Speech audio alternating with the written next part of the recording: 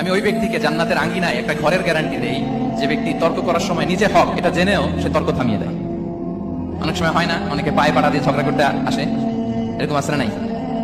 আপনি চুপচাপ দেখবেন একটা বাজে কমেন্টস করতেছে, আবার কমেন্টের নিচে কমেন্ট, আবার গালি, হ্যাঁ আছে না এরকম?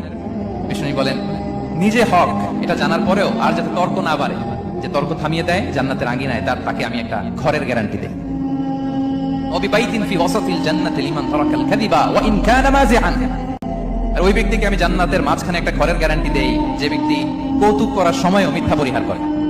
করতেছে কৌতুক, ফান করতেছে, হি ইজ কিডিং, ফান করে, কৌতুক করে, কিন্তু কৌতুকের সময় সে মিথ্যা বলে না। এই স্বভাব যাদের, তাদেরকে আমি জান্নাতের মাঝ বরাবর একটা ঘরের গ্যারান্টি দেই। এরপর বিষ্ণু কি বলে দেখেন, তিনি বলেন ওবিবাইতিন ফি আ'লাল জান্নাতি লিমান হাসানা খুলুকাহু।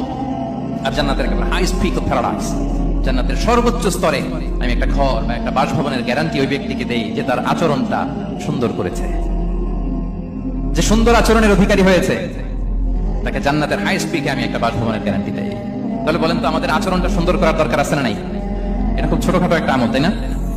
কথা বলেন দক্ষিণ কোরিয়া প্রবাসী ভাইরা, আওয়াজ করে বলেন এটা কি ছোট আমল?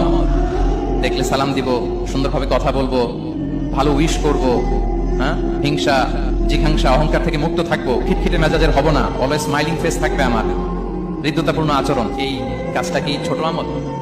আওয়াজ করে বলেন এই আমলটা কি ছোট না বড়? প্রিয় ভাইরা, বিষ্ণু ইসলাম সবার সাথে এরকম মাধুর্যতাপূর্ণ আচরণ করতেন, ছোট থেকে বড়, নারী থেকে পুরুষ, বন্ধু থেকে শত্রু, সবার সাথে সুন্দর আচরণ করতেন।